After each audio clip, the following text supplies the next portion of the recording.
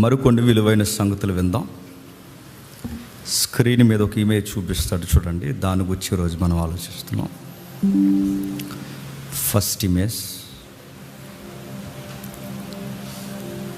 కనిపిస్తుందా?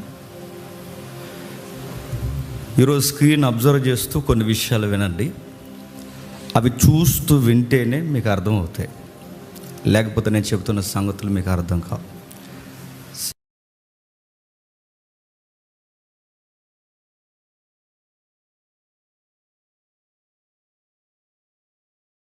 ఎవరో చూస్తున్నప్పుడు నువ్వు రైట్గా జీవించుకు, ఎవరు చూసినా చూడకపోయినా నువ్వు రైట్గానే జీవించు అన్నాడు. అది ఇంటిగ్రిటీ.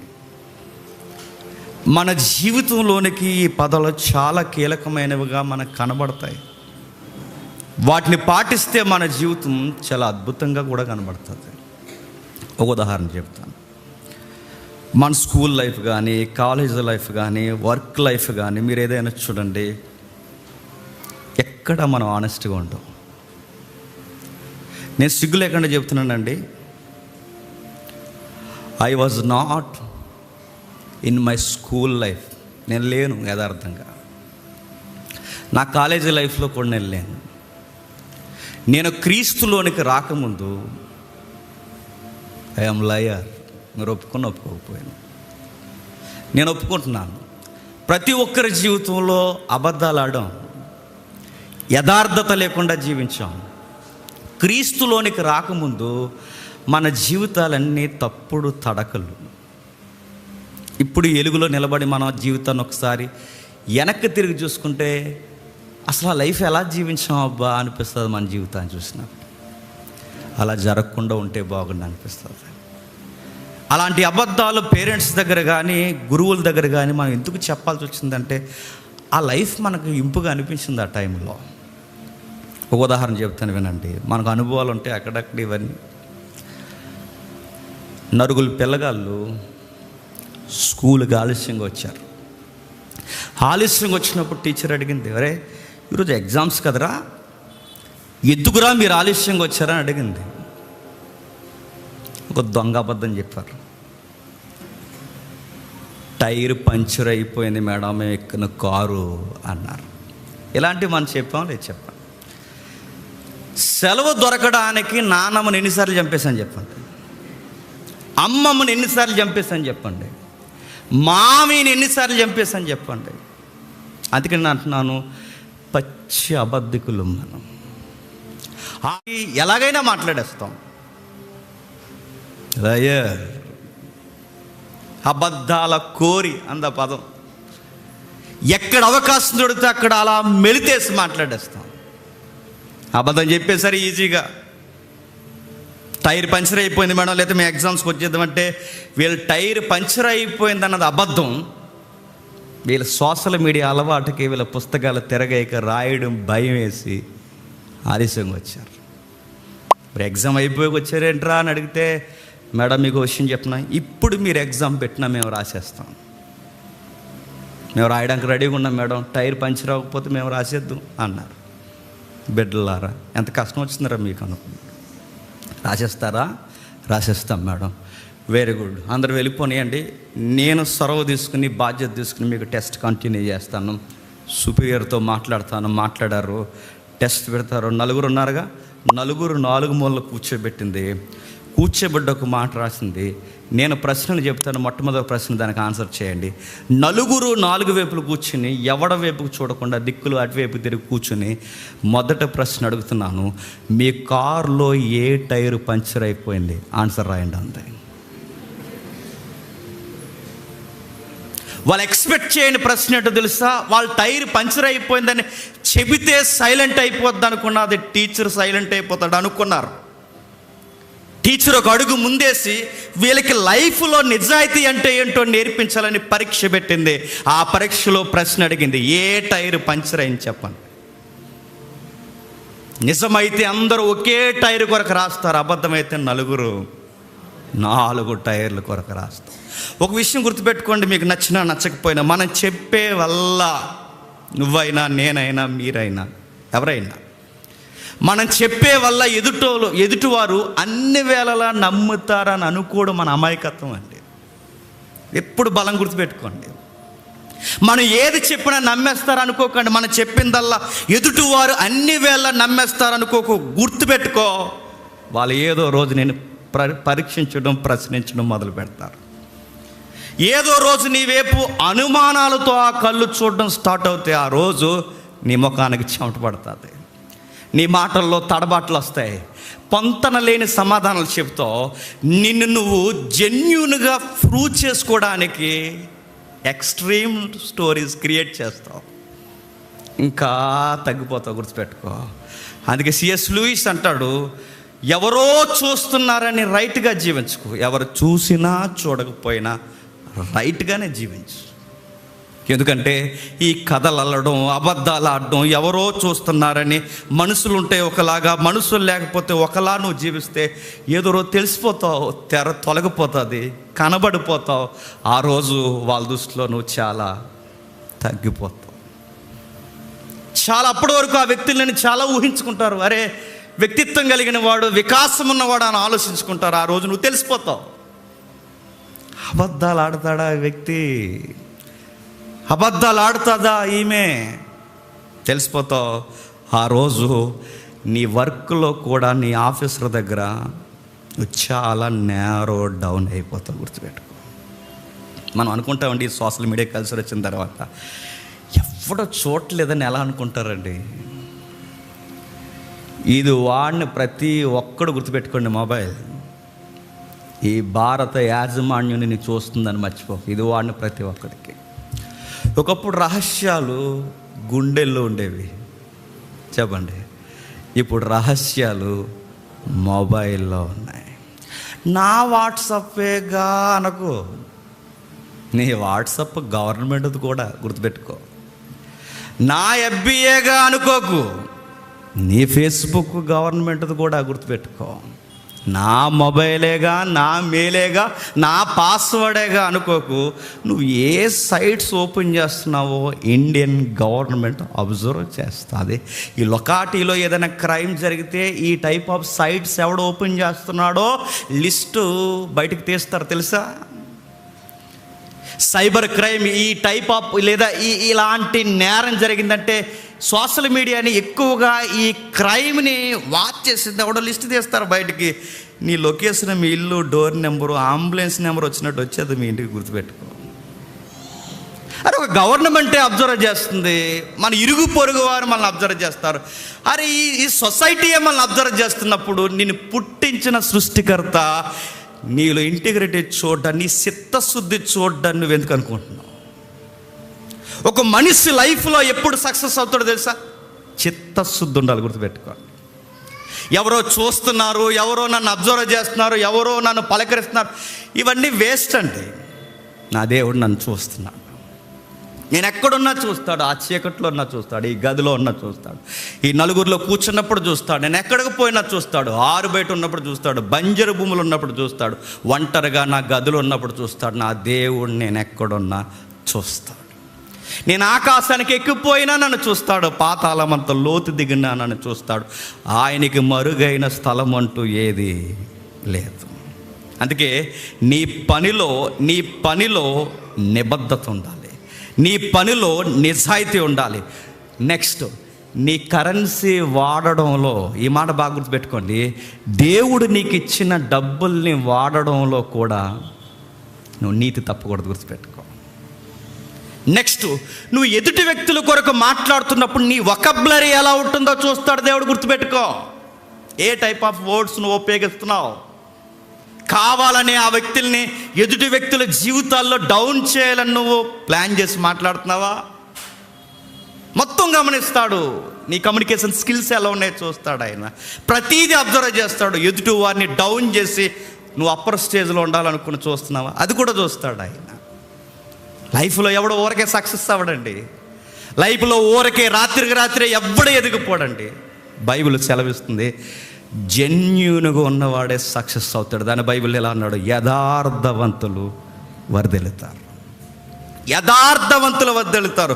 నీ ధనం వాడడంలో నువ్వు ఎలా ఉన్నావు, నీ పనిలో నువ్వు ఎలా ఉన్నావు, నీ వర్క్ ప్లేస్లో నువ్వు ఎలా ఉన్నావు, నీ ఇతరుల కొరకు నువ్వు మాట్లాడుతున్నప్పుడు నీ భాషా నైపుణ్యత ఎలా ఉంది. నెక్స్ట్, నువ్వు పంచిపెట్టే విషయంలో దాచేస్తున్నావా, నిజాయితీగా అందరికీ పంచుతున్నావా, ఇంకా వ్యక్తుల్ని గౌరవించే విషయంలో ఎలా ఉంటున్నావు, ఇంకా నీ ప్రేయర్ లైఫ్లో ఎలా ఉంటున్నావు, ఇంకా నీ బైబిల్ స్టడీలో ఎలా ఉంటున్నావు, ఇంకా నీ పేరెంట్స్ ఉన్నప్పుడు నీ పేరెంట్స్ లేనప్పుడు ఎలా ఉంటున్నావు, నీ వైఫ్ ఉన్నప్పుడు నీ వైఫ్ లేనప్పుడు, నీ యజమాడు ఉన్నప్పుడు నీ యజమాను లేనప్పుడు,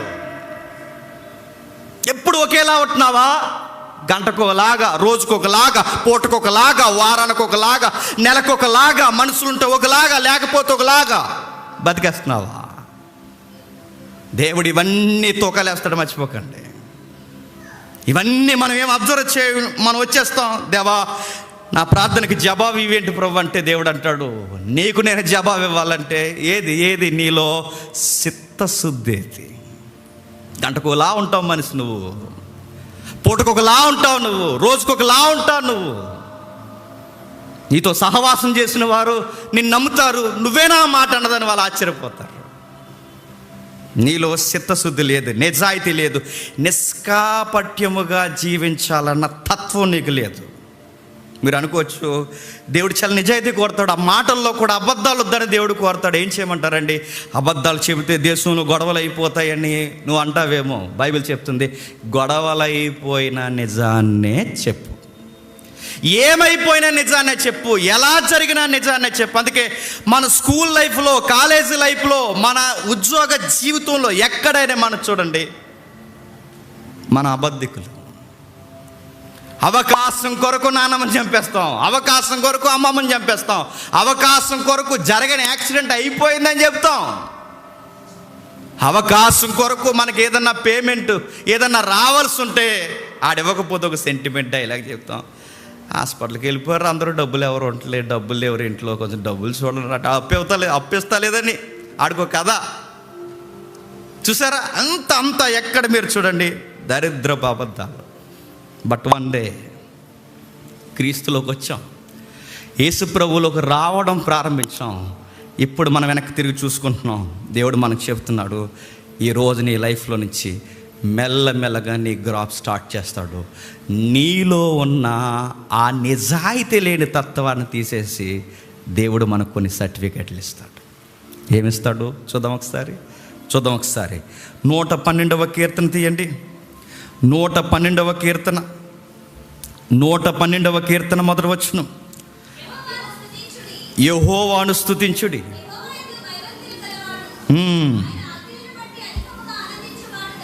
ఆయన ఆజ్ఞలను బట్టి అధికముగా ఆనందించేవాడు ధన్యుడు. వాని సంతతి వారు భూమి మీద బలవంతులగుదురు, యథార్థవంతులు వంశపు వారు దీవింపబడి. ఎంత బాగుంటుందండి ఈ సాంగ్. మీకు ఎప్పుడైనా అవకాశం ఉంటే గోల్డ్ కలర్తో రాయించుకొని ఇంట్లో అలా ఎవరైనా ఇంట్లోకి వచ్చిన వెంటనే కనబడేలా పెట్టుకోండి. ఎవడైనా ఇలాంటివి చేసేది ఎవరైనా నాకు కూడా చెప్పండి, నేను కూడా ఒకటి చేయించుకుంటాను. నిజంగా ఈ సాంగ్ ఎంత బాగుంటుందో, ఆయన ఎంత ఎలాంటి వాగ్దానాలు మనకి ఇస్తున్నాడు చూడండి.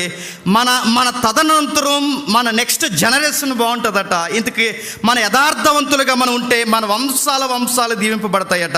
కలిమి సంపద మన ఇంట్లో ఎప్పుడు అలా ఉంటాయట, నిత్యము నిలుచుంటాయట. ఇంకా కింద కట్టినాడు, యథార్థవంతులుగా ఉంటే చీకట్లో మనమే లైట్ అవుతామంట.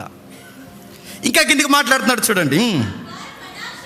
వారి కటాక్షము వాత్సల్యతయు నీతియు గలవారు, దయాళులను అప్పిచ్చువారు భాగ్యవంతులు. వాళ్ళకుండే క్యారెక్టర్స్ ఎలా ఉంటాయట అంటే, చిత్తశుద్ధి కలిగిన వారి యొక్క లక్షణాలు ఎలా ఉంటాయంటే, వాళ్ళ పిల్లలు బాగుంటారు, వారికి చీకట్లో వెలిగిచ్చేవారు అవుతారు. ఇంకా చెబుతున్నాడు, వాళ్ళ వాత్సల్యం ఉంటుంది, ప్రేమ ఉంటుంది. వాళ్ళ గురించి మాట్లాడుతున్నాడు. దయ, కరుణ, నీతి, ఉదార స్వభావం, న్యాయపరమైన మనస్సు, ఈ లక్షణాలన్నీ కీర్తనలు కనబడతాయండి. కింది మాట అంటాడు, దుర్వార్త వాళ్ళకి వినబడినప్పుడు జడిచిపోరంట, కంగారైపోయారట, టెన్షన్ అయిపోరట. నీ మీదకి ఇలాంటి విపత్తు వస్తుంది, న్యాయపరమైన చట్టాలు నీ మీదకి ఇలా అమలు జరుగుతున్నాయంటే కంగారు అయిపోరు. ఏమైపోతుంటే ఏమనుకోరట, నేను అలాంటి ఉన్నా నాకు తెలుసు, నేను అలాంటి ఉన్నా నా దేవునికి తెలుసు, నా దేవుని ఎదుట నాకు ఎలాంటి స్థితి నాకు వస్తుందో నాకు తెలుసు, నేనేం టెన్షన్ అవును అంటారట. ఇంకా కిందికి మాట్లాడుతున్నాడు చూడండి. వారి మనస్సు స్థిరముగా నుండును, తన శత్రువుల విషయమై తమ కోరిక నెరవేరు వరకు వారు భయపడరు. వారి దాతృత్వము కలిగి బీదలకిచ్చును, వాని నీతి నిత్యము నిలుచును, వాని కొమ్ము ఘనత రోజు రోజుకి హెచ్చింపబడును. భక్తిహీనులు అతని యొక్క అభివృద్ధిని చూసి చింత అయిపోతారట. నెక్స్ట్, వారు పండ్లు కొరుక్కుంటారట. ఈయన కొట్టకుండా తిట్టకుండా ఏమి అనకుండా ఆయన శత్రువులు ఈయన యొక్క సక్సెస్ని చూసి వాళ్ళే రోగాలు తెచ్చుకొని చచ్చిపోతారట. దేవుడు మన శత్రువులకు ఆన్సర్ ఎలా ఇస్తాడు చెప్పినా, కొట్టడు, తిట్టడు, ఏమనడు, మనల్ని బ్లెస్ చేసి పడేస్తాడు అంతే. ఇంకా మన దేవుడు ఎప్పుడైతే దీవించాడో మన ఎదుగుదల చూశాడు సుఖం వచ్చేస్తుంటుంది. ఎవరికి?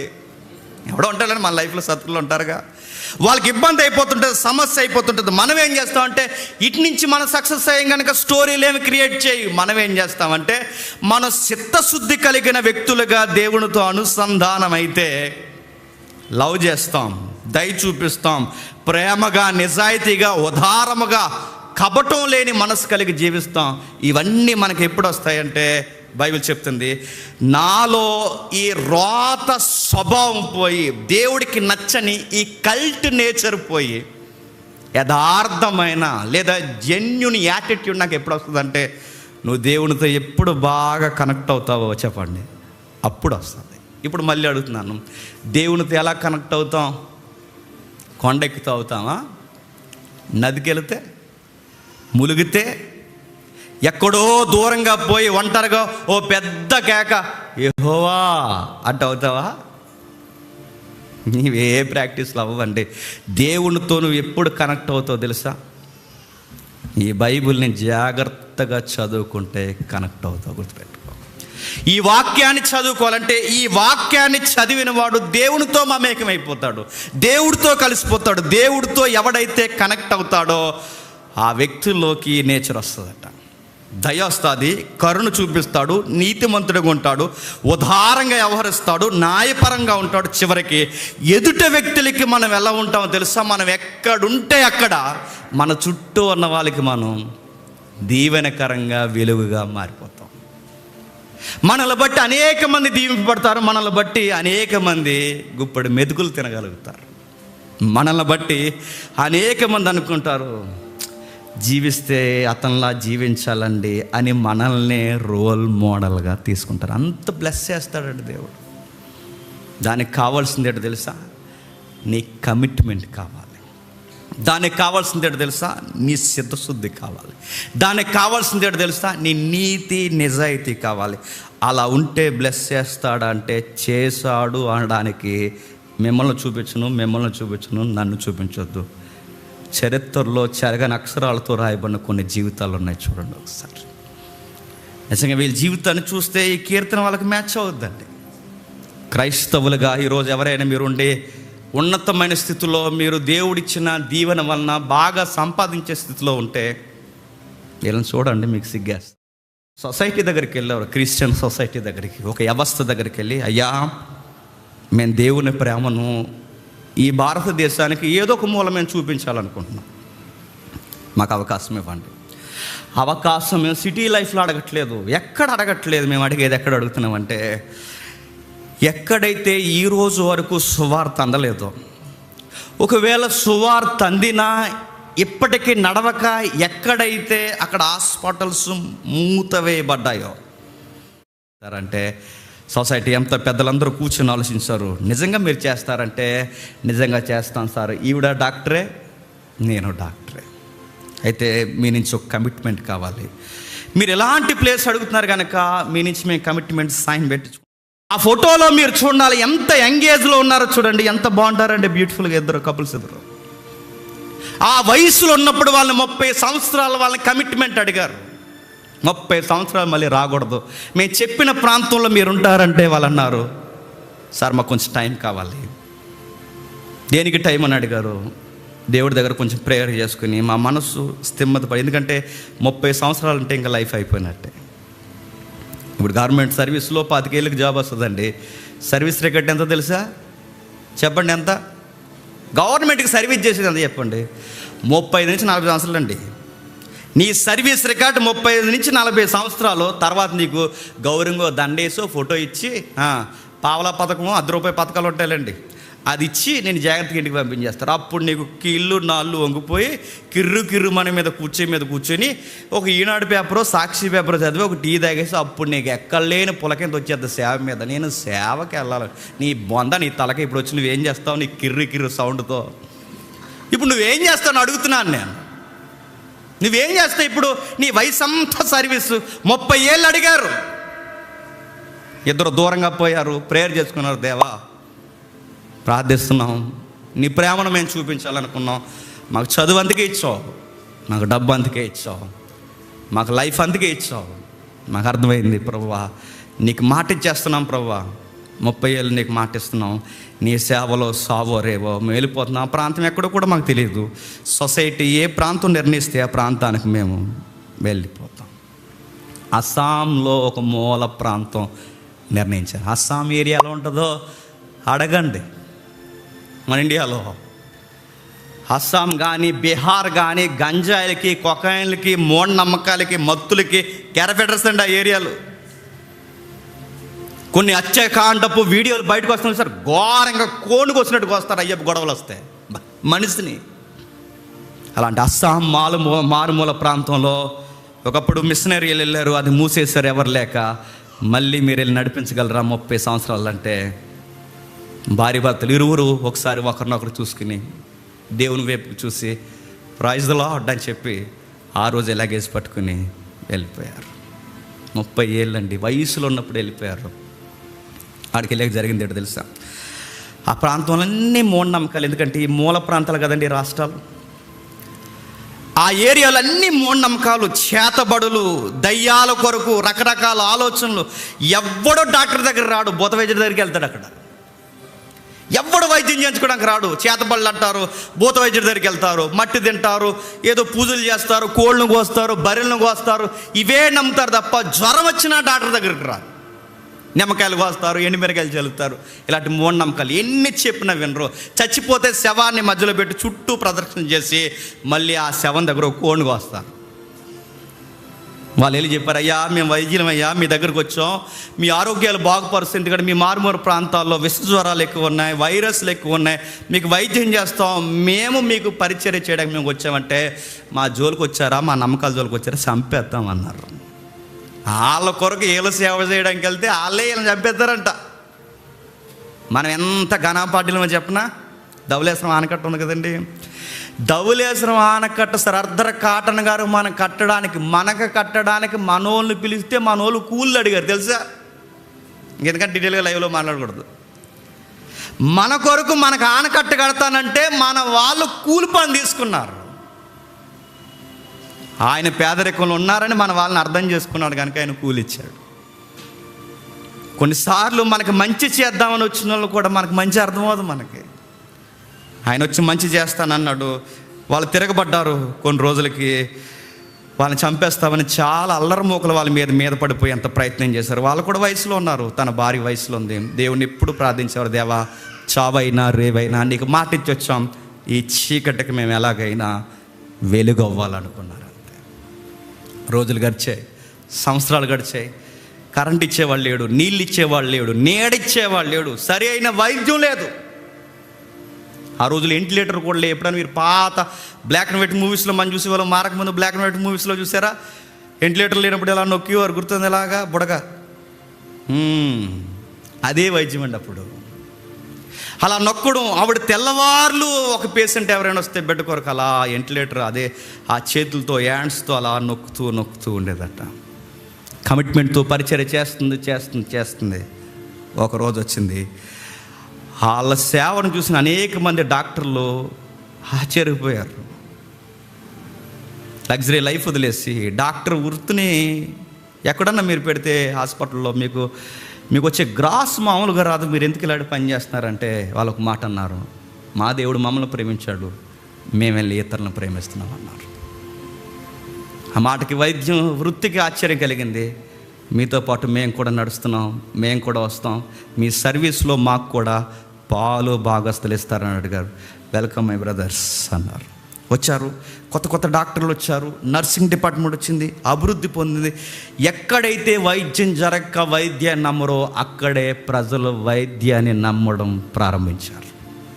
ఒకరోజు 6,000 అంటే 6,000 డెలివరీస్ హాస్పిటల్లో జరిగాడు. 6,000 డెలివరీస్.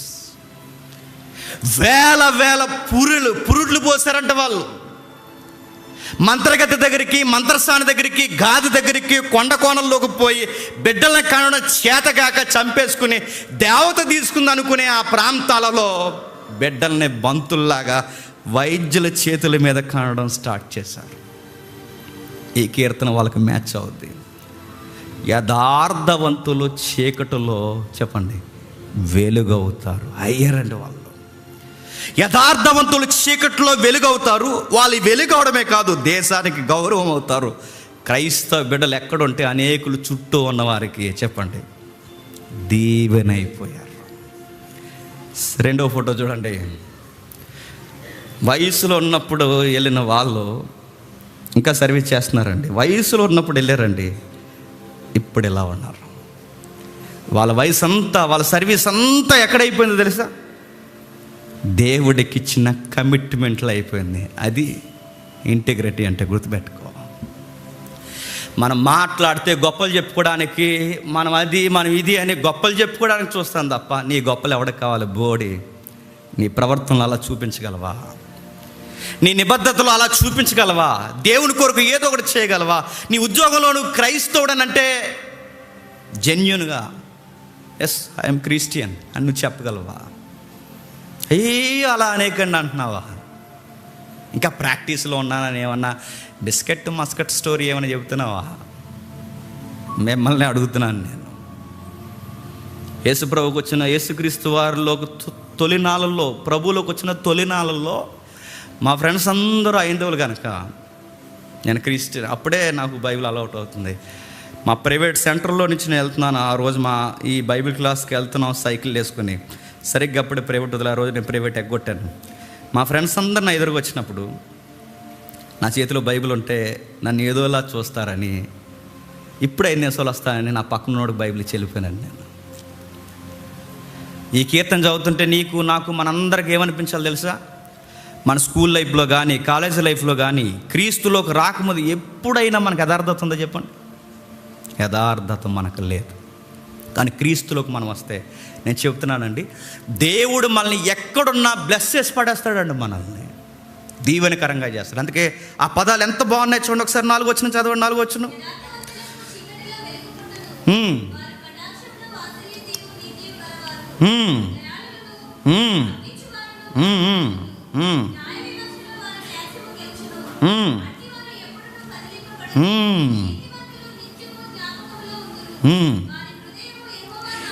వారు హృదయము యెహోవాను ఆశ్రయించిన ఎప్పుడు కదిలిపోరు. దేనికి కదిలిపోరు? తుఫాను వచ్చి మీద పడిపోయినా కదిలిపోరు. చెప్పకూడదు అనుకుంటున్నాను, చెప్పేస్తున్నాను. 2025 నెక్స్ట్ సెమినార్ మంది.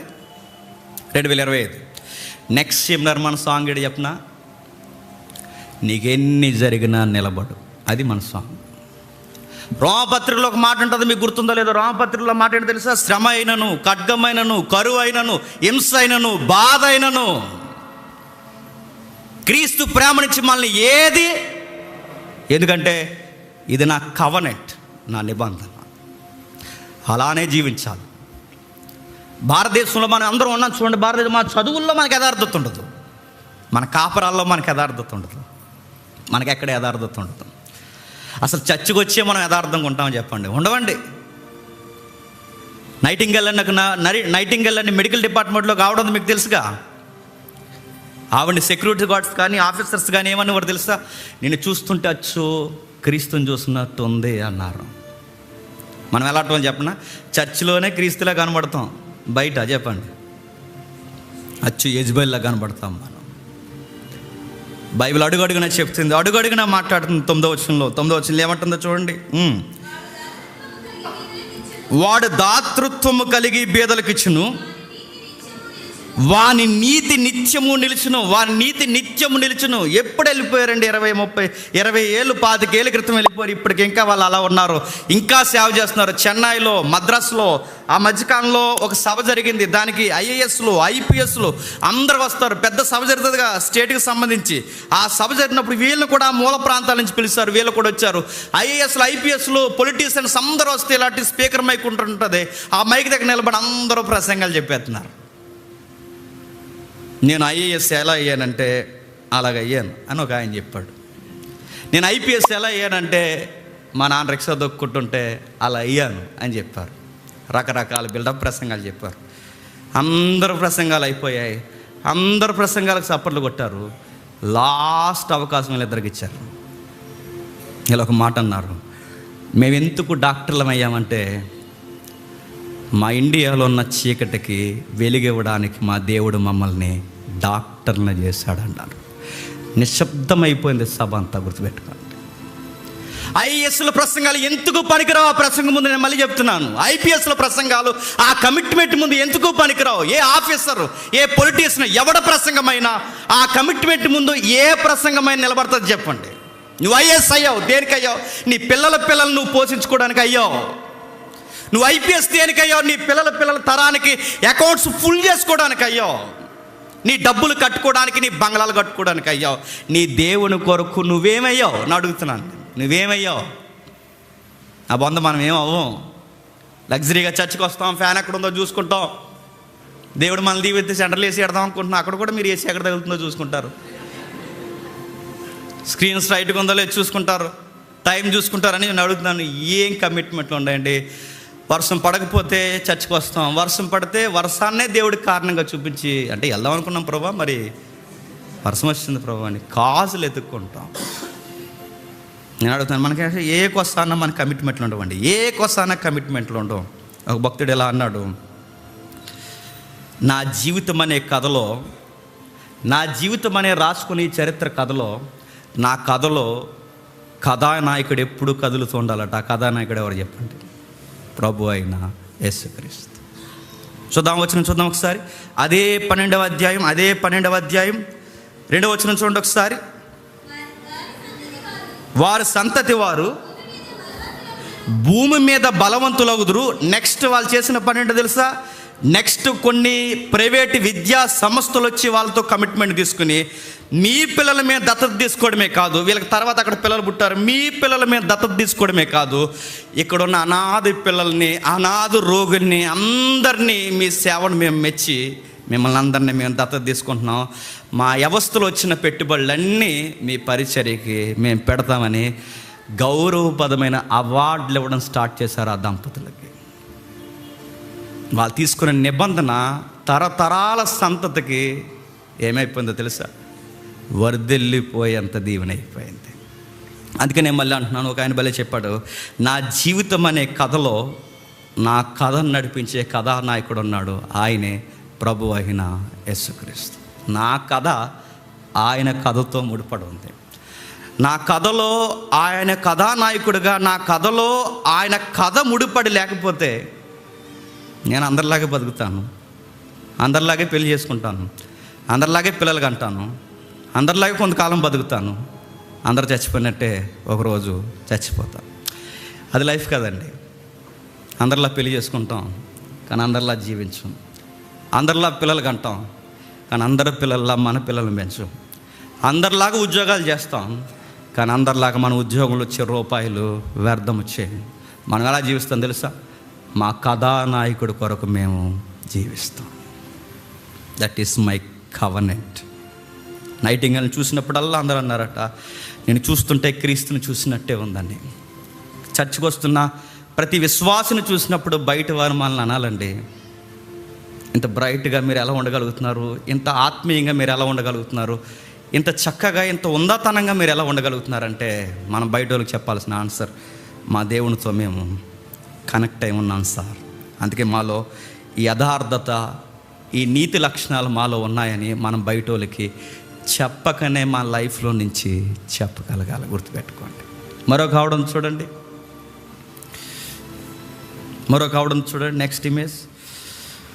హైరస్ పాల్ మల్కాజ్గిరి ఏదో ఉంది ఏరియా. మల్కాజ్గిరిలో ఐరస్ పాలండి. సువార్త లేట్గా తెలిసింది ఆమెకి. ఉన్నది, మీరు చరిత్రనే కల్పించుకొచ్చినాయి కదా, మీరు వెళ్ళి చూడండి. ఈ మల్కాజ్గిరి ఏరియాలో ఎక్కువ ఈ శుద్ధ ఎక్కువ పడుతుంది, మీరు చూశారు కదా. అక్కడ కూడా వైద్యం అందదు. అక్కడ వరకు ఎందుకంటే హైదరాబాద్ ఉందా, హైదరాబాద్ అవుట్స్కట్స్ వెళ్ళండి, కరెంట్ లేని పల్లెలు ఎన్ని ఉన్నాయో. అందరూ హైదరాబాద్ కోసం ఆలోచిస్తారండి. హైదరాబాదు చుట్టూ 2000 రికార్డెడ్గా 2000 పల్లెటూర్లు ఉన్నాయి. 2000. మళ్ళీ ఆ సెకండ్ రింగ్ రోడ్ వేస్తారంట. ఆ పల్లెటూర్లు ఇంకా బాగుపడలేదు కానీ సెకండ్ రింగ్. ఎంతమంది ఆలోచిస్తున్నా సిటీ కోసం ఆలోచించేవాడు తప్ప ఈ 2000 పల్లెటూర్ల కొరకు ఆలోచించే వాళ్ళు తక్కువ. అక్కడ ఉన్నాయి పల్లెటూర్లు, ఇక్కడ ఉన్నాయి. ఎంతసేపు మనకు రాజధాని అక్కడ కడతాను ఎక్కడ కడతాను తప్ప రాజధానిని కొట్టే గొడవలు ఉండి ఆయన వచ్చి పడగొట్టేస్తాడు, ఈయన వచ్చి పడగొట్టేస్తాడు, ఆయన వచ్చి పడగొట్టేస్తాడు, ఈయన వచ్చి, అందరూ పడగొట్టేసే బ్యాచే. రాజధాని నిలబెట్టేవాడు ఎవరు లేడండి. మన ఏరియాలో ఈ మూలకపోతే 50 కిలోమీటర్ లోపల దాటితే మన సిగ్నల్, ఇప్పటికే మొబైల్ సిగ్నల్ లేదండి మనకి. ఇప్పటికీ 50 కిలోమీటర్ లోపలికి వెళ్తే మన లోపలికి, మన గోకవరం దాటి లోపలికి వెళ్తే 50 కిలోమీటర్ సిగ్నల్ దొరకదండి. ఇంకా లోపలికి వెళ్తే ఈరోజుకి టవర్ లేదు, రోడ్స్ లేవు. ఇలాంటి ప్రాంతాలే ఇప్పుడు ఆవిడ వెళ్ళిన ఏరియా. ఆ ఏరియాలో చూసింది, డాక్టర్లు ఎవరు అక్కడికి రారు, ఎందుకంటే వాళ్ళకి పెట్రోల్ కూడా ఎవరు వైద్యం అందదు. ఆమె నిర్ణయించుకుంది. అప్పటికే ఆమెకు వయసు అయింది. అయ్యో ఎలా వీళ్ళకి వైద్యం అందట్లేదు ఎలాగా అని బాధపడింది. ఆ టైంలో ఆమె నిర్ణయించుకుంది, వీళ్ళ కొరకు నేను డాక్టర్ని చదవాలనుకుంది. ఎప్పుడు? వయసు అయిపోయాక. ఈ ఏరియాకి వెలుగునివ్వడానికి వీళ్ళ కొరకు నేను డాక్టర్ని చదవాలనుకుంది. చదివేసిందండి. లేటు ఏజ్లో డాక్టర్గా చదివింది. తన పిల్లలు తన చదువుకి ఆటంకంగా ఉన్నారని క్రిస్టియన్ హాస్టల్లో జాయిన్ చేసింది. చదువుకుంది, అక్కడ వైద్య పట్టాను పొందుకుంది. ఏ ప్రాంతంలో వైద్యం లేదని బాధపడిందో ఆ ఏరియాకే డాక్టర్గా బయలుదేరింది. ఈరోజు ఆ ఏరియాని వెలిగించేసింది. నేను అడుగుతున్నాను, బాగా చదువుతానని ఎవడైనా చెప్తాడు. ఆ చదువు ఎవడి కోసం చదివాడు నేను అడుగుతున్నాను. నేను బాగా ఉద్యోగం చేస్తానని ఎవడైనా చెప్తాడు. ఆ ఉద్యోగం ఎవరి కోసం చేస్తున్నావని నేను అడుగుతున్నాను. బాగా నడుతున్నాను, బాగా మాకు తెలివితేటలు ఉన్నాయండి, మేము బాగా సంపాదించామని ఎవరైనా చెబుతారు. ఆ సంపాదించింది ఎవరి కోసం సంపాదిస్తున్నావని నేను అడుగుతున్నాను. బైబిల్ పట్టుకుని ఈరోజు నువ్వు చెప్పాలి. ఇది నీకు అర్థమైతే, నేను ఎంత బాగా చదువుకున్నాను, ఎంత బాగా బ్రతుకుతున్నాను, ఎంత బాగా ఉద్యోగం చేస్తున్నాను, నేను ఎంత బాగా ఉన్నతమైన స్థితిలో ఉన్నాను, ఇవేం చెప్పకండి. నేను ఎంత బాగా ఎందుకు చదువుకున్నానంటే నేను క్రీస్తుని సమాజానికి చూపించడానికే చదువుకున్నాను. ఇవాళ కాకినాడ చర్చికి ఒక తమ్ముడు వచ్చాడు. నేను ఈ చర్చి పేరు ఎత్తొచ్చో లేదో నాకు తెలియదు కానీ ఎల్ఈఎఫ్ చర్చికి వెళ్ళేవాడట ఏదో ఏరియాలో. ఎల్ఈఎఫ్ చర్చికి మంచి బ్యాక్గ్రౌండ్లు ఉన్నాయండి. మరి అది ఎక్కడున్నాయి ఎల్ఈఎఫ్ నాకు తెలియదు కానీ ఆ చర్చికి వెళ్ళే తమ్ముడు ఈరోజు వచ్చి క్వశ్చన్ అడుగుతున్నాడు. అన్న, నిన్ను ప్రశ్న అడగాలంటే నేను ఏ లవ్ స్టోరీ కోసం దేనికోసం అడుగుతారు, ఇదే కదా ఎవరం ఎన్ని ప్రశ్నలు వచ్చినా అని అనుకున్నాను నేను. తమ్ముడు అందరూ వెళ్ళిపోని చెబుతు కానీ నీ పర్సనల్స్ బాగుంది అన్నాను. ఉన్నాడు. అయిన తర్వాత తమ్ముడు వచ్చాడు. అన్న, నా ప్రశ్న ఏంటంటే అన్నాడు. చెప్పు, నాకు అర్థమైంది ఏదో స్టోరీ ఉంటుందని. కానీ తర్వాత లేటుగా అన్నాడు. అసలు సండే ఎగ్జామ్స్ రాయడానికి వెళ్ళొచ్చా అన్న అని అడిగాడు. ఎందుకు వెళ్ళకూడదు అన్నాను నేను. వెళ్ళకూడదంట కదన్నా అన్నాడు. ఎవరన్నారు తమ్ముడు అంటే, నేను పలానా చర్చికి వెళ్ళేవాడిని, ఆ చర్చిలో నేను ఎగ్జామ్స్కి వెళ్తే ఆ రోజు నా మీద ప్రసంగాలు చేసేవారు, నేను గ్రూప్స్ రాశానన్నా. ఆ తర్వాత వాళ్ళు నా మీద ప్రసంగాలు చేసిన తర్వాత నేను ఎగ్జామ్స్కి వెళ్ళడం మానేసి, ఎందుకంటే కాంపిటేటివ్ ఎగ్జామ్స్ అన్నీ ఎప్పుడు వస్తాయండి? సండే వస్తాయి. వాళ్ళ పెద్దాన్ని తిట్టాడంట, రే నువ్వు చర్చికి వెళ్ళి బాగుపడతావు అనుకుంటే సోమరోళ్ళ తయారయ్యేవరా, ఇదేం దేవుడు అని చర్చిని ద్వేషించడం స్టార్ట్ చేశాడంట. అన్న, నాకు ఇది మింగుడు పడిన ప్రశ్న, నేను ఆదివారం ఎగ్జామ్స్కి వెళ్ళకూడదా? నేను చెప్పినాను, కొంతమందికి ప్రసంగాలు చేయడం రాక, కొంతమందికి మూఢభక్తి ఎక్కువైపోయి దేవుడు అనే ఒక ఆన్సర్ చెప్పి చదువే వద్దనే వాళ్ళు ఎక్కువైపోయారండి. ఉద్యోగాలే వద్దన్న వాళ్ళు ఎక్కువైపోయారండి. సంపాదించొద్దన్న వాళ్ళు ఎక్కువైపోయారండి. నేను అడుగుతున్నాను, నాకు బైబిల్ అర్థమైంది దాన్ని బట్టి, నువ్వు రాసే పరీక్ష నేను దేవుడి కోసం రాస్తున్నాను, రాసి అది పాస్ అయ్యి నువ్వు ఐఏఎస్ ఐపీఎస్ అయ్యి అక్కడ నిలబడి నేను క్రీస్తు కొరకు ఏదో ఒకటి నా దేశానికి చెయ్యాలని అక్కడి నుంచి నువ్వు కమిట్మెంట్ ఇస్తే దేవునికి ఎంత ఘనతగా ఉంటా చెప్పు. ఇందాక అన్న నా ముందు ప్రసంగం మాట్లాడాడు. దానియేలు దేశానికి ఐఏఎస్ ఐపీఎస్ లాంటి అయ్యాడు. రాజుకే భావాలు చెప్పి రాజుకే సజెషన్స్ ఇచ్చేవాడు అయ్యాడు. మనము దేవుడి పేరు చెప్పి ఎగ్జామ్స్ అన్నీ ఎగ్గొట్టి ఎగ్జామ్ దగ్గరకు వచ్చేసరికి అసైన్మెంట్లు ఏమి రాయకుండా ఎగ్జామ్ దగ్గరకు వచ్చేసరికి దేవా నీ మీదే నేను ఆధారపడుతున్నాను, నేను సేవలో చాలా బిజీగా పాస్టర్ గారితో తిరుగుతున్నాను, నన్ను ఏదోలా పాస్ చేసే ప్రభు అంటే డ్రైనేజ్లో చేసేస్తాడు ఏమనుకుంటున్నావు? నువ్వు చదువు, నువ్వు సేవ అని చెప్పి నిన్ను ఎవడు చదవద్దు అన్నాడు? చదివేటప్పుడు చదవాలి, సేవ ఉన్నప్పుడు సేవ చేయాలి, రెండో ఉండాలి. మనం ఎలా ఉండాలి చెప్పండి? అది చేస్తే ఇది చేయి, ఇది చేస్తే అది చేయం. నేను మళ్ళీ చెప్తున్నాను, అలాంటి తమ్ముళ్ళకి ఎవరికైనా ప్రశ్నలు ఉంటే నేను ముగించేస్తున్నాను. మనం దేవుని కొరకే చదవాలి, దేవుని కొరకే జీవించాలి, దేవుని కొరకే మన కథా జీవితం నడవాలి. మనల్ని బట్టి మన కథానాయకుడు చెప్పండి మహిమను పొందాలి. That is my integrity, that is my covenant, that is my life, that is my Christian new life. మేము ఇంతకే పిలువబడ్డాం, ఇంతకే మేము జీవిస్తున్నాం, ఇంతకే మా నోటి మాటలు, మా వొకాబులరీ ఏదైనా దాన్ని బేస్ చేసుకునే ఉంటుంది సార్ అని చెప్పాలి. ముగించేస్తున్నాను. సామెతల గ్రంథం 24వ అధ్యాయం, సామెతల గ్రంథం 24వ అధ్యాయం 26 వచనం.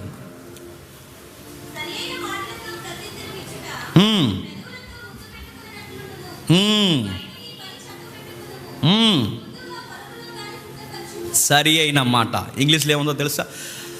హానెస్ట్గా మాట్లాడేవాడట. ఆ మాటలు చాలా ముద్దుగా ఉంటాయంట. నిజాయితీగా మాట్లాడాలని చూస్తే ఏమనిపిస్తుందండి చెప్పండి? ఏమనిపిస్తుంది? ముద్దుగా అంటే ముద్దెట్టమని కాదు, దాని అర్థం ఏంటంటే ఎంత చక్కగా మాట్లాడుతున్నారని అర్థం. ఎప్పుడు ఒకేలా మాట్లాడతారండి? యథార్థంగా మాట్లాడేవారు దేవుడు అంటున్నాడు ముద్దొస్తారంట. గంటకు ఒకలాగా మాట్లాడితే మనల్ని దేవుడు ఏమంటాడంట? మూతి మీద చెప్పండి గుద్దేస్తాడట. గుర్తుపెట్టుకోండి, ఎప్పుడు ఒకలా ఉన్నాడు. ప్రతి చిన్నదానికి అబద్ధాలు చెప్తారండి. చిన్నప్పటి నుంచి చెప్పి అలవాటు అయిపోయింది. పెన్సిల్ దొంగిలించేసి నేను తీయలేదండం, బలబాల దొంగిలించేసి నేను తీయలేదండం. ఈ అలవాట్లు పెద్దవి కూడా అయిపోయి మనం ఏమంటాం తెలుసా? అబద్ధాలు ఆడతాం. అబద్ధాలు దయచేసి ఆడద్దు, ఎందుకంటే మన యథార్థత లేకపోతే దేవుడు ఇష్టపడ్డట. దాన్ని బైబిల్ మాట్లాడుతుంది, చిత్తశుద్ధి ఉండాలి. 78వ కీర్తన చూడండి, 78వ కీర్తన 72వ వచనం. 78వ కీర్తన 72వ వచనం. యథార్థ హృదయుడై వారిని పాలించును. యథార్థ హృదయుడై పాలించును. పాలకుడిగా ఉన్నప్పుడు యథార్థ హృదయంతో పాలించాలి. దేవుడు యథార్థంగా ఇశ్రాయేలును పాలించాడు. ఆ ఇశ్రాయేలుకి నాయకుడిగా అయిన దావీదు కూడా యథార్థంగానే పాలించాడు. యథార్థత తప్పితే ఏమవుద్దండి? యథార్థత తప్పితే ఏమవుద్దో తెలుసా?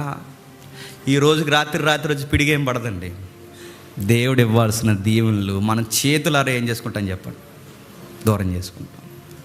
మనకు ఒక రోజు అర్థమవుద్ది, నా ప్లేస్ ఇది కాదు, నేను ఇంకా ఉన్నత పరిస్థితిలో ఉండాలి, నేను ఎందుకు ఎదగలేకపోయాను ప్రభువా అని. నీ వయసు మళ్ళిన తర్వాత నువ్వు మంచం మీద మూలుగుతుంటే నీ మనసులో నీకు దొరికే సమాధానం ఏంటో తెలుసా? నువ్వు చేసినవన్నీ నీకు దేవుడి జ్ఞాపకం చేస్తాడు. ఇందుకే నువ్వు వర్దెళ్ళలేకపోయావు, అందుకే అక్కడ ఉండిపోయావు అని చెప్తాడు. గుర్తుపెట్టుకో. దేవుళ్ళు ఎదగడం అంటే ఎక్కడి నుండి ఎక్కడికి రావడం కాదండి. పాటలు పాడడానికి, వాక్యాలు చదవడానికి, ప్రసంగాలు చెప్పడానికి ఇక్కడికి రావడం కాదండి. దేవుళ్ళు వర్దెళ్ళడం అంటే కీర్తన చెబుతుంది. ఆ కీర్తనలో కొన్ని గ్రేడ్స్ ఇచ్చింది చూసారా? అన్నిట్లో మనం వర్దెళ్ళాలి. ఏమేమి చెప్తున్నాడు చూడండి ఒకసారి. 112వ కీర్తన ముగించేద్దాం. 112వ కీర్తన. దేవుని ఆజ్ఞలు పాటించడంలో వర్దెల్లాలి, మన సంతానాన్ని బలవంతులు చేయడంలో వర్దెల్లాలి, యథార్థవంతులుగా మన వంశాన్ని తయారు చేయడంలో వర్దెల్లాలి, కలిములో వర్దెల్లాలి, సంపదల్లో వర్దెల్లాలి, మన ఇంట నుండి ఎప్పుడూ ఇవి నిత్యము ఉంటూ ఉండాలి. ఫైనాన్షియల్గా కూడా మనం దేవునిలో వర్దెల్లాలి. చాలామంది అనుకుంటారు దేవుని నమ్ముకుంటే ఫైనాన్షియల్గా వర్దెల్లామంటే అందరి లైఫ్లో అలా ఉండవండి. అందరి కథ జీవితాలకు ఇలా ఉండవు. కొంతమందిని దేవుడు ఫైనాన్షియల్గా బ్లెస్ చేస్తాడు, కొంతమంది క్రైసిస్లో కూడా బ్లెస్ చేస్తాడు. నువ్వు క్రైసిస్లో ఉండడం కూడా బ్లెస్సింగే, గుర్తుపెట్టుకో. పేదరికంలో ఉండడం కూడా దీవెనే, సంపాదనలో ఉండడం కూడా దీవెనే. దేవుడు ఇక్కడ చెప్తున్నాడు, దేవుడు రకరకాల దీవులను ఇస్తున్నాడు. అందులో మనకి కేటగిరీస్ ఇస్తున్నాడు. మనం ఎలా ఉంటామంటే ఇతరులకి పంచేలా ఉంటాం, ఎప్పుడు అప్పిచ్చేలా ఉంటాం. అంటే ఒకరి దగ్గరికి వెళ్ళి మనం అడిగే స్థితిలో ఉండం, మనకే దేవుడు ఇస్తాడు, మనమే ఇచ్చే స్థితిలో ఉంటాం. అంత బ్లెస్ చేస్తాడట దేవుడు. న్యాయముగా మాట్లాడతాం, న్యాయముగా గొడవాడతాం, ఎక్కడున్నా ధైర్యంగా నిలబడతాం. ఒక దుర్వార్త మన మీద పడుతుందన్న జడయము, భయపడము. శత్రువులు మన మీద రకరకాల ప్రయత్నాలు చేసినా వాళ్ళకి జరగాల్సిన నీతి జరిగేంత వరకు మనం నిమ్మలంగా నిలబడి భయపడకుండా ఉంటాం. ఇప్పుడు చూడండి, అస్సాం రాష్ట్రానికి వెళ్ళారు.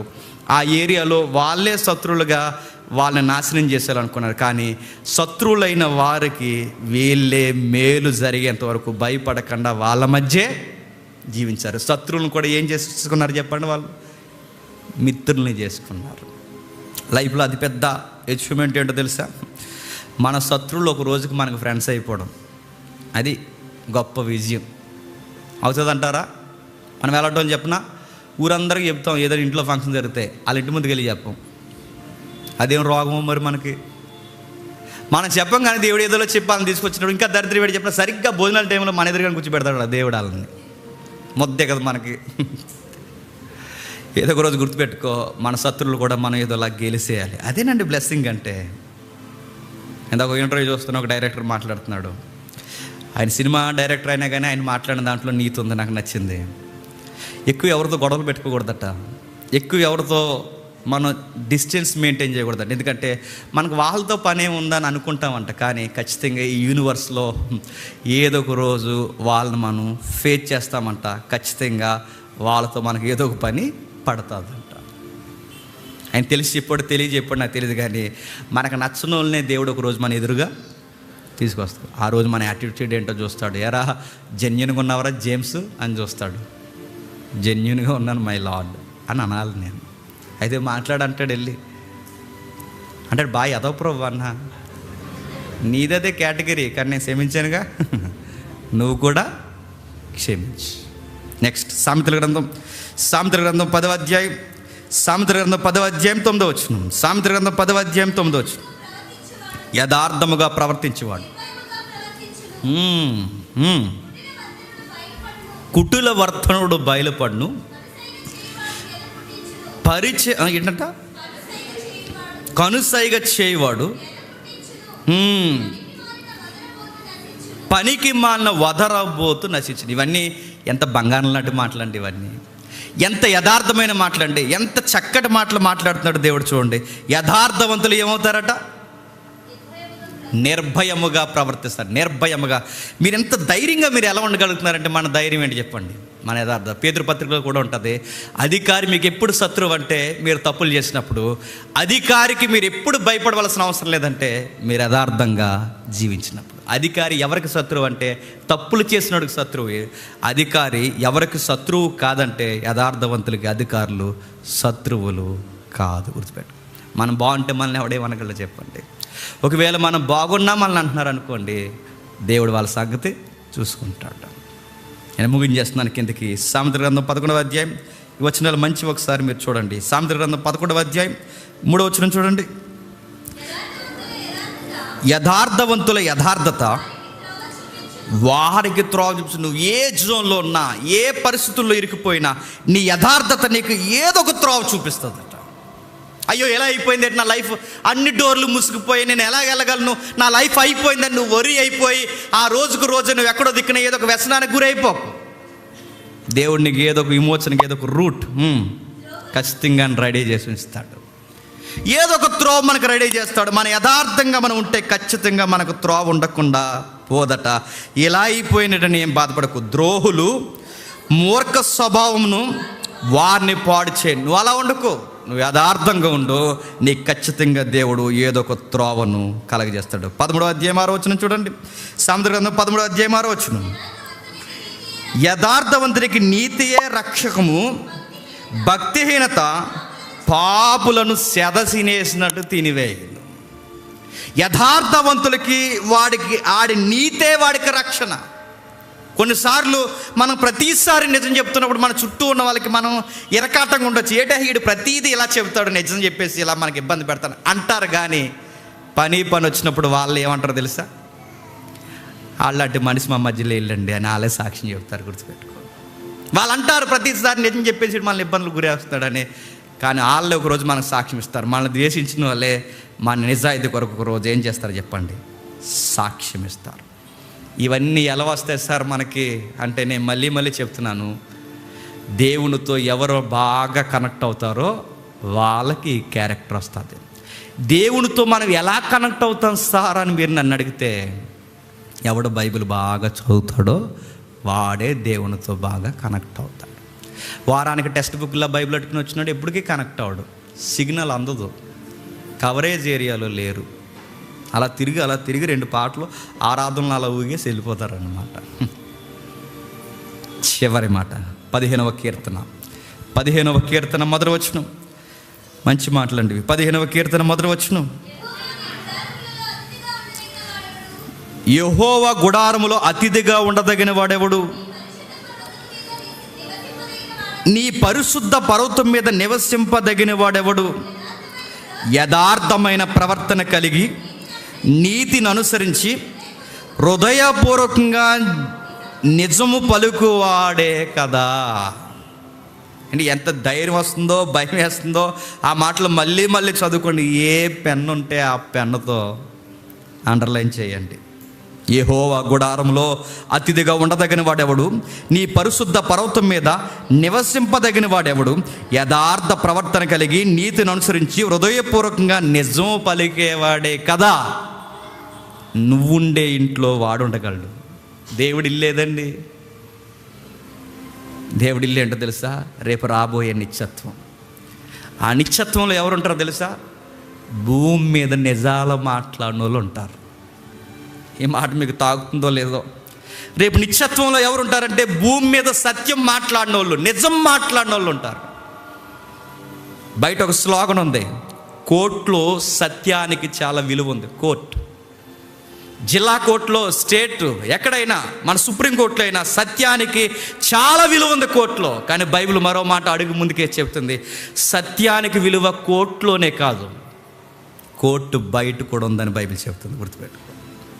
సత్యానికి విలువ లోపలే కాదు, జడ్జి గారి ముందే కాదు, జడ్జి బయట కూడా సత్యానికి విలువ ఉంది. నీ కాపురంలో ఉంది, నీ స్నేహంలో ఉంది, నీ పరిచర్యలో ఉంది, నువ్వు ఎక్కడ ఉద్యోగం చేస్తున్నావు కూడా ఉంది, నీ చదువులో ఉంది. నువ్వు ఎంత సత్యం మాట్లాడితే, ఎంత యథార్థంగా ఉంటే అంతగా వర్ధిల్లుతావు. నేను ముగించేస్తున్నాను. హృదయపూర్వకంగా నిజాలు చెబితే గొడవలు అవుతాయి అంటే, ఆ గొడవ ఆ రోజుకి అవుద్ది. అబద్ధం చెబితే చెప్పండి రోజు అవుద్ది. అంటే నేను ఎందుకు అలా చెప్పాల్సి వచ్చిందంటే అన్నబట్టి ఇంకా ఏదో ఉందంటారు, ఇంకా అంతే. ఇక చెప్పి ఆ రోజుతో అయిపోద్ది. నేను ఇదిగో ఇలా జరిగింది, మరి ఇంకేం చేద్దాం, ప్రార్థించి అనడం అంతే. ఇంకా చెప్పే అవసరమే తీసుకున్నాను, తెలుసు నీ డబ్బులు అని తెలుసు, నేను తీసుకున్నాను, అవసరమే తీసుకున్నాను, నీ జేబులో తీసుకున్నాను, చెప్పే ఇచ్చేస్తాను రా అని చెప్పే. నాకేం తెలిసిన బొంగకు తెలిసిపోతావు, తెలుసు దేవుడు మనకి తిట్టకి నువ్వు నోటితో ఒప్పుకునేది గుర్తుపెట్టుకో. తీసేగరా ఎదవా అంటది, లోపల ఉంటుంది. అది కళ్ళల్లో కనబడుతుంటుంది, ముఖంలో కనబడుతుంటుంది. నేను తీయలేదు అంట, తెలిసిపోతాం. గుర్తుపెట్టుకోండి. బైబిల్ చెప్తుంది, యథార్థంగా ఉండు వర్ధిల్లుతావు. సిఎస్ లూయిస్ చెప్పిన మాట నేను చెప్పి ముగించేస్తున్నాను. మనిషి ఉన్నప్పుడే రైట్గా జీవించాలనుకోకు, మనిషి లేనప్పుడు కూడా రైట్గానే జీవించు. మనుషులున్నా ఉండకపోయినా పైన ఒకరున్నారు, ఎవరు చెప్పండి? దేవుడు ఉన్నాడు. ఆయన బట్టి జీవించు. నీ చదువుల్ని, నీ భవిష్యత్తుని, నీ కాపురాన్ని ఈరోజు కాకపోయినా రేపైనా ఆశీర్వాదకరంగా మార్చేస్తాడు. యథార్థవంతులు తప్పక